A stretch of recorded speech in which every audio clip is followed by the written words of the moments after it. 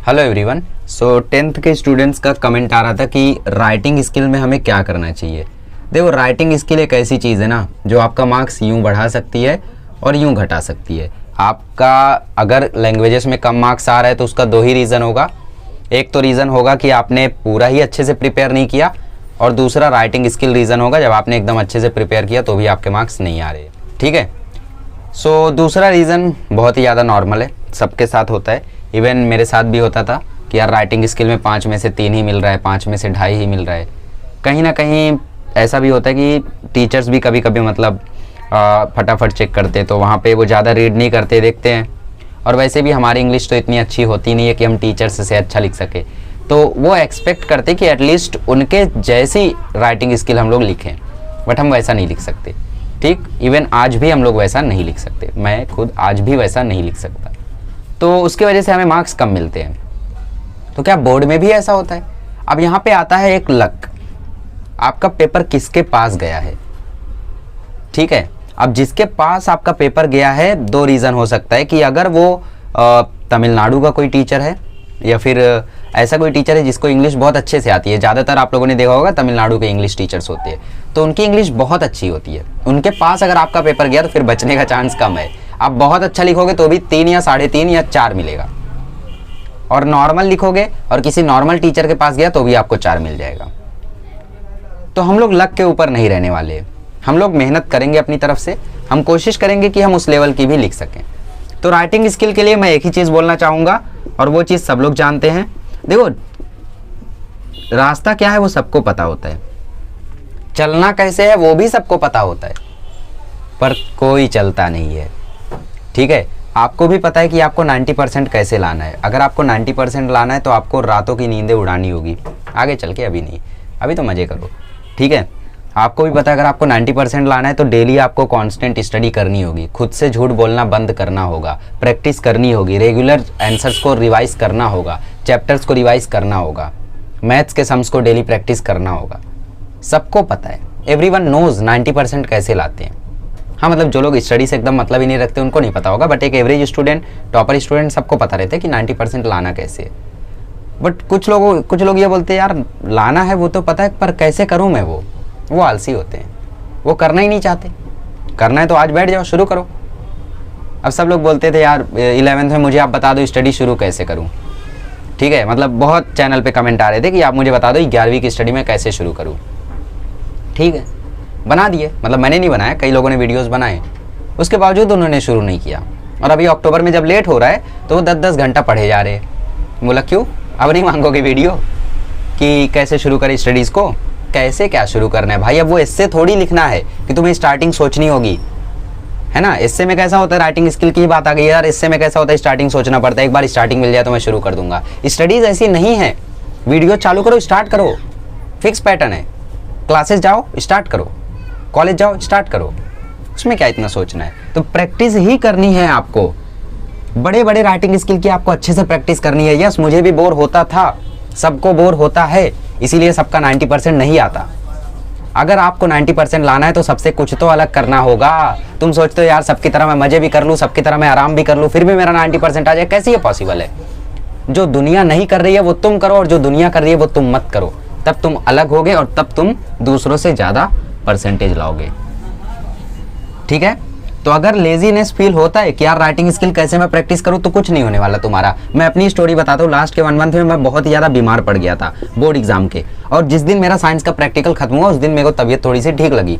उसी रात को मैंने क्लासेस के सर से बहुत सारे सैम्पल पेपर्स मांगे लैंग्वेजेस के, और उसी रात मैंने आके डेली रात को 2-2 सैम्पल पेपर सॉल्व किया, वो भी फुल सॉल्व किया। राइटिंग स्किल में और लिखा रहता था तो पहले मैं एक ही सॉल्व करता था राइटिंग स्किल, बट उस दिन के बाद मैंने सारी की सारी राइटिंग स्किल सॉल्व की जितनी थी। तब मेरे हाथ में दर्द नहीं हुआ, तब मुझे लेजीनेस फील नहीं हुआ, क्योंकि मुझे करना था। एग्जाम में जैसा लिखते हो ना आप लोग, एग्जाम में हाथ नहीं कांपते, हाथ नहीं वहाँ पे थकते, लिखते जाओ लिखते जाओ लिखते जाओ। लेकिन जैसे ही बात आती है होमवर्क करने की, हाथ थक जाते हैं। यार कैसे लिखो, बहुत बोर आ रहा है यार, इतना सारा होमवर्क मिल गया। और एग्जाम में सप्लीमेंट पे सप्लीमेंट मांगे जा रहे हो, हाथ दुख ही नहीं रहा है। ठीक है, तो बाकियों से आपको यूनिक बनना होगा। अगर आपको सच में कुछ अच्छा स्कोर करना है, सच में कुछ लाइफ में अचीव करना है, तो बाकियों से अलग तो बनना ही होगा, वरना फिर बाकियों की तरह आप भी नॉर्मल ही रह जाओगे। बाकियों की तरह पढ़ो, बाकियों की तरह 80% लाओ, 70% लाओ, क्या ज़रूरत है 90 की। 80 में भी कॉलेज मिल जाता है, 90 में भी कॉलेज मिल जाता है, वही कॉलेज मिल जाएगा, ठीक है। सो राइटिंग स्किल अगर आपको अपनी इंप्रूव करनी है तो आपको प्रैक्टिस करना होगा, ग्रामेटिकल मिस्टेक को नोट करना होगा,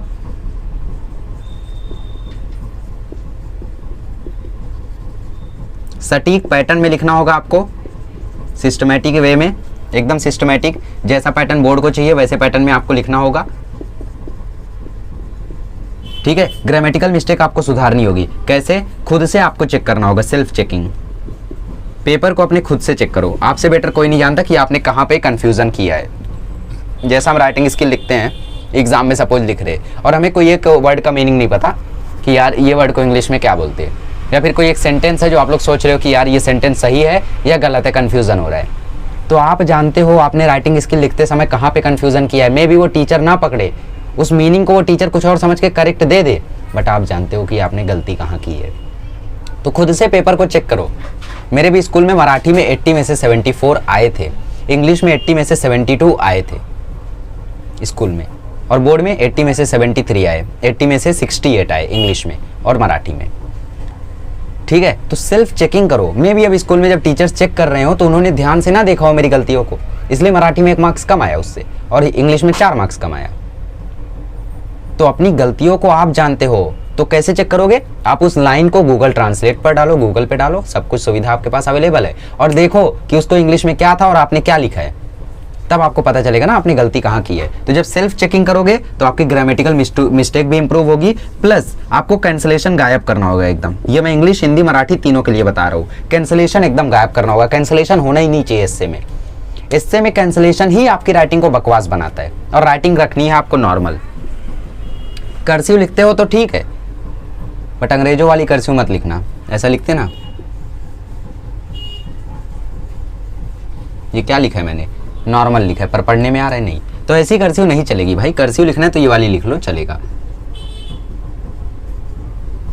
ये भी नहीं चलेगा। एक्चुअली बचपन में हमसे कर्सिव लिखवाया जाता था, बट उसका कोई मतलब नहीं है। देखो जैसे आपको गुड लिखना है, सो गुड ऐसा, कर्सिव में कैसा लिखोगे, ऐसा ऐसा ऐसा ऐसा ऐसा, और जी भी कर्सिव में ऐसा बनाते हैं, ठीक है, ऐसा बनाते हैं। एक बात मुझे बताओ, क्या आपको ये बेटर दिख रहा है या आपको ये बेटर दिख रहा है? मेरी राइटिंग इतनी बकवास थी ना 8वीं तक कि मैं क्या बोलूँ। 9वीं में भी एकदम घटिया थी। टीचर्स हमेशा बोलते थे यार तुम बहुत पढ़ने में अच्छे हो पर तुम्हारी राइटिंग बहुत घटिया है, सुधारो इसको, ठीक है। तो राइटिंग पे मैंने वर्क किया, कैसे वर्क किया वो भी मैं बताता हूँ। राइटिंग आपकी एकदम सुधार दूंगा मैं, ठीक है। वर्क देखो कैसे किया मैंने राइटिंग पे। मैंने क्या किया, ABCD लिखना शुरू किया। एक टाइम था हमारे क्लासेस में जब मतलब सबके अंदर ऐसी लहर दौड़ पड़ी थी कि यार अब राइटिंग सुधारना है, ठीक है, 7th की बात है, 7th 8th की। तो मैंने वहाँ पे ABCD की प्रैक्टिस की। मैं डेली ABCD लिखा करता था और कोशिश करता था कि ABCD में जितना क्लीन, जितना स्ट्रेट, जितना बेटर बना सकूँ उतना बेटर बनाऊँ। मैंने इसकी प्रैक्टिस की थी लगभग 7 दिन तक। कैपिटल लेटर्स की भी की थी, ABCD 7 दिन तक। उससे ज़्यादा होता ही नहीं है ना, बच्चों वाला काम है, कितने दिन करवाओगे। तो ये जो स्मॉल लेटर्स की मैंने प्रैक्टिस की तो वो वहाँ पे मुझे पता चला यार मैं O कैसा बना रहा हूँ, M कैसा मैं टेढ़ा बनाता था, M मैं ऐसा बनाता था, नहीं M ऐसा होता है। तो जब आप लोग ABCD वगैरह की प्रैक्टिस करोगे ना, ये बचपन के बेसिक्स हैं भाई। आज आप लोग अगर यूट्यूब पे सर्च करोगे कि राइटिंग कैसे सुधारे तो वहाँ पे बोलेंगे पेन मत चेंज करो बार बार, जो पेन से लिखते थे वही पेन से लिखो, हमेशा पेन को ऐसे पकड़ो, ऐसे नहीं मैं ऐसे पकड़ता हूँ। तो ऐसा बहुत सारे आपको ट्रिक्स मिलेंगे, बट जो मेन बेसिक है बचपन में आपको ABCD क्यों लिखाया जाता है, ताकि आप ABCD सही बनाओ, क्योंकि जब आप ABCD सही बनाओगे तभी तो राइटिंग सही निकलेगी। तो फालतू टिप्स से अच्छा है आप अपने बचपन में जाओ। मैंने खुद अपनी हजारों गलतियों को, ज़्यादा बोल दिया, 10-15 गलतियों को बचपन में जाके सुधारा है कि मैंने ये गलतियाँ शुरू कैसे की। चाहे वो मेरा हिंदी का कोई लेटर हो, हिंदी में मैं बहुत घटिया लिखता था, जैसे ता हो तो ता को लिखने की आदत मेरी ऐसी पड़ गई थी, ना जैसा दिखता था। तो मैं बचपन में गया कि यार बचपन में ता कैसे लिखाया जाता था, तब याद आया कि यार ऐसे लिखाया जाता था। तो ये सारी चीज़ों को जब आप लोग थोड़ा सा एनालाइज करोगे ना, बचपन में आपको जो चीज़ें बताई जाती थी तब आप लोग समझोगे। ABCD लिखो, मेरी बात मानो, 7 दिन लिखो, छोटा वाला भी बड़ा वाला भी, ये सोच के नहीं कि मुझे लिखना है, ये सोच के कि मुझे जितना परफेक्ट A बना सकूँ उतना परफेक्ट A बनाना है। और फिर नॉर्मल राइटिंग लिखो, टाइम है, 4 महीना है, बहुत है। आराम से राइटिंग सुधर जाएगी। बहुत सुंदर राइटिंग बना के आया था मैं बोर्ड में, स्पेशली इंग्लिश और मराठी में। हिंदी में थोड़ी सी गड़बड़ हो गई थी क्योंकि टाइम लेट था, बट हिंदी में कोई इफेक्ट नहीं पड़ा। ठीक है, तो आपको ये सोच के बनाना है कि मैं जितना परफेक्ट ए बना सकूँ उतना परफेक्ट मुझे ए बनाना है। तो उसके बाद नॉर्मल राइटिंग लिखना है। जैसे गुड लिखना है तो ऐसे लिखो, बेटर लिखना है तो ऐसे लिखो। ठीक है, कर्सिव लिखते हो तो कोई बात नहीं, बचपन से लिख रहे हो तो कोई बात नहीं, नॉर्मल लिखते हो तो ऐसा लिखो, ज़्यादा बेटर दिखता है।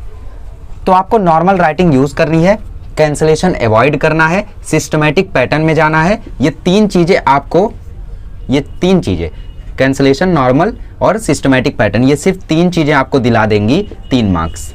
बिलीव मी, ग्रामेटिकल मिस्टेक होंगी चलेगा, बट कैंसलेशन नहीं होना चाहिए, नॉर्मल राइटिंग होनी चाहिए, मतलब कर्सिव भी होगा तो चलेगा, बट राइटिंग अच्छी होनी चाहिए। Writing should be good hand writing, good HW, good hand writing. HW मतलब होमवर्क नहीं, हैंड राइटिंग। और सिस्टमैटिक पैटर्न में ये 3 चीजें देखता है एग्जामिनर सबसे पहले। उसके पास जब पेपर आते हैं तो फर्स्ट इंप्रेशन क्या रहता है? आपकी राइटिंग, आपका पैटर्न, आपका कैंसलेशन। अगर उसको दिख गया कि यार 3 कैंसलेशन है, वो सिर्फ कैंसलेशन को गोला करेगा और दे देगा 2.5 मार्क्स। तो ये 3 चीजें आपने प्रॉपर कर दी तो 3 मार्क्स वहीं फिक्स है। फिर आपने ग्रामेटिकल मिस्टेक अवॉइड कर दिया बाय प्रैक्टिसिंग, और आपने सेल्फ चेकिंग से ग्रामेटिकल मिस्टेक को एकदम 0 कर दिया, तो आपको वहीं पे मिल जाएगा 4 मार्क्स। अब बात आती है इंग्लिश की अपनी वोकेबुलरी को कैसे बढ़ाए। तो इंग्लिश की वोकेबुलरी बढ़ाने के लिए या हिंदी की वोकेबुलरी बढ़ाने के लिए आपको रीडिंग करनी होगी।